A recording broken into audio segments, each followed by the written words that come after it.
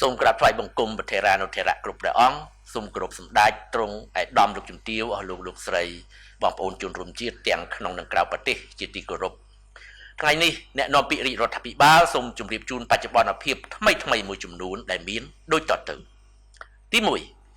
ក្នុងពិធីជួបសំណេះសំណាលជាមួយក្រុមប្រឹក្សាខេត្តក្រុងស្រុកឃុំសង្កាត់និងថ្នាក់ដឹកនាំមន្ទីរអង្គភាពនានាជុំវិញខេត្តស្វាយរៀងកាលពីថ្ងៃប្រហ័សទី14ខែឧសភាឆ្នាំ2026សម្ដេចអគ្គមហាសេនាបតីតេជោហ៊ុនសែនប្រមុខរដ្ឋស្ដីទីបានស្នើឲ្យរាជរដ្ឋាភិបាលពិនិត្យដកមន្ត្រីដែលនិយាយភូតកុហករឿងទុរេនដែលនាំពីប្រទេសថៃតែបែរជានិយាយថាជាទុរេននាំមកពីខេត្តកំពង់ចាមទៅវិញ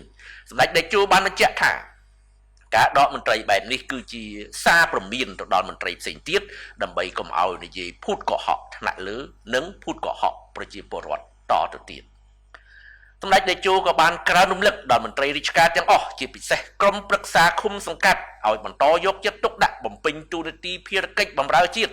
និងប្រជាជនឲ្យបានល្អប្រសើរជាពិសេសបន្តយកចិត្តទុកដាក់ផ្ដល់សេវាចាំបាច់និងសេវាតម្រូវការនានាជូនប្រជាពលរដ្ឋឲ្យបានលឿនរហ័សជាពិសេសត្រូវពន្លឿនការផ្ដល់បានកម្មសិទ្ធិដីធ្លីឲ្យប្រជាពលរដ្ឋឲ្យកាន់តែលឿនថែមទៀតទន្ទឹមនឹងនោះសម្ដេចតេជោក៏បានរំលឹកទៅដល់អាជ្ញាធរឲ្យបន្តយកចិត្តទុកដាក់លើគ្រួសារយុទ្ធជនជួមុខយុទ្ធជនពលីពិការនិងគ្រួសារអតីតយុទ្ធជនពីព្រោះសម្ដេចបានយល់ច្បាស់អំពីការលំបាករបស់ពួកគេក្នុងកិច្ចការការពារជាតិនិងទឹកដីសម្ដេចតេជោបានសង្កត់ធ្ងន់ថាយុទ្ធជនបានយកទ្រូងទៅពាំងការពារជាតិការពារទឹកដីនិងប្រជាជនដូច្នេះហេតុអ្វីបានជាយើងមិនអាចចែករំលែកក្តីស្រឡាញ់ដល់ពួកគេទី2សម្ដេចមហាបវរធិបតីហ៊ុនម៉ាណែតនាយករដ្ឋមន្ត្រីក្នុងឱកាសប្រារព្ធទិវាអតីតយុទ្ធជននិងនិវត្តជនកម្ពុជានៅថ្ងៃទី15ខែឧសភាឆ្នាំ2026នេះបានលើកឡើងអំពីគុណបំណាច់របស់អតីតយុទ្ធជននិងនិវត្តជនដែលបានលះបង់ដើម្បីបុព្វហេតុជាតិមាតុភូមិទម្រាំតែបានស្ដារនិងកសាងប្រទេសឲ្យរីកចម្រើនក្នុងសុខសន្តិភាពដូចជាសពថ្ងៃសម្ដេចធិបតីក៏បានលំអោនកាយគោរពវិញ្ញាណក្ខន្ធវីរយុទ្ធជនដែលបានលះបង់ជីវិតដើម្បីបុព្វហេតុជាតិមាតុភូមិនៅក្នុងសង្គ្រាមឈ្លានពាននារយៈពេលចុងក្រោយនេះផងដែរទន្ទឹមនឹងនោះសម្ដេចមហាបវរធិបតីហ៊ុនម៉ាណែតក៏បានណែនាំឲ្យចារទុកជាប្រវត្តិសាស្ត្រនៅឯវិមានឈ្នះនៅវីរភាពដ៏អង្អាចក្លាហានរបស់វីរយុទ្ធជនយើងក៏ដូចជាការចូលរួមចំណែកទាំងឡាយដើម្បីការពារបូរណភាពទឹកដីពីការឈ្លានពានរយៈពេលចុងក្រោយនេះសម្ដេចក៏បានណែនាំឲ្យកសាងស្ទូបអនុស្សាវរីយ៍ទុកសម្រាប់រំលឹកគុណដល់វីរយុទ្ធជនស្នេហាជាតិដែលបានលះបង់ជីវិតដើម្បីការពារអធិបតេយ្យភាពជាតិនិងបូរណភាពទឹកដីដើម្បីជាការចងចាំសម្រាប់កូនខ្មែរជំនាន់ក្រោយមិនត្រឹមតែប៉ុណ្ណោះរាជរដ្ឋាភិបាលក៏បានជួយឧបត្ថម្ភគាំទ្រដល់គ្រួសារវីរយុទ្ធជនដើម្បីទ្រទ្រង់ជីវភាពរស់នៅនិងជួយដល់កូនរបស់ពួកគេឲ្យបានសិក្សានិងមានទីជម្រករស់នៅសមរម្យសម្ដេចធិបតីនាយករដ្ឋមន្ត្រីក៏បានបញ្ជាក់ប្រាប់ប្រជាពលរដ្ឋខ្មែរថារាជរដ្ឋាភិបាលនៅតែបន្តរក្សាសិទ្ធិពេញលេញក្នុងការការពារបូរណភាពទឹកដីដោយសម្ដេចបញ្ជាក់ឡើងវិញថាការចរចាដោយសន្តិវិធីនៅតែជាជំរើសអត្ថភាពបំផុតរបស់រាជរដ្ឋាភិបាលលើកលែងតែទ្វារនៃការចរចាទ្វេភាគីត្រូវបានបិទទាំងស្រុងដោយជាករណីលុបចោល MOU ឆ្នាំ2001របស់ភាគីថៃ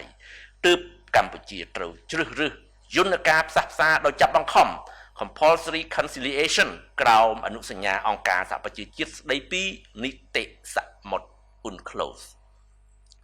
ទី3ប្រធានបេសកកម្មក្រុមអ្នកសង្កេតការណ៍អាស៊ាន AOT Home ក្នុងអាណត្តិដែលហ្វីលីពីនធ្វើជាប្រធានដឹកនាំបានចាប់ផ្ដើមបេសកកម្មជាលើកដំបូងរបស់ខ្លួនហើយកាលពីព្រឹកថ្ងៃពហុទី14ខែឧសភាឆ្នាំ2026ដែលបានចុះសង្កេតការណ៍ផ្ទៀងផ្ទាត់និងរាយការណ៍អំពីស្ថានភាពព្រំដែននៅប្រាសាទព្រះវិហារស្ថិតក្នុងស្រុកជាំខ្សានខេត្តព្រះវិហារគួរកត់សម្គាល់ថាបេសកកម្មលើកដំបូងបានចាប់ផ្ដើមនៅទីតាំងដែលជាសម្បត្តិបេតិកភណ្ឌពិភពលោកដ៏មានតម្លៃបំផុតរបស់មនុស្សជាតិហើយដែលរងការខូចខាតយ៉ាងដំណំដោយការវាយប្រហារពីសំណាក់យោធាថៃកាលពីឆ្នាំ2025កន្លងទៅ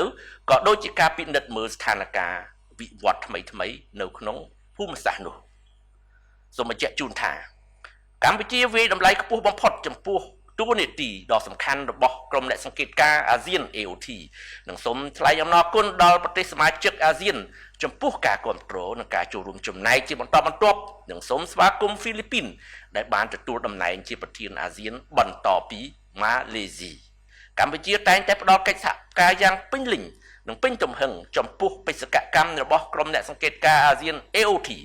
ដើម្បីសង្កេតការណ៍ផ្ទៀងផ្ទាត់និងធានាប្រសិទ្ធភាពនៃការអនុវត្តបទឈប់បាញ់ក៏ដូចជារាល់វិធានការនានាដែលបានព្រមព្រៀងគ្នាកាលពីពេលកន្លងមក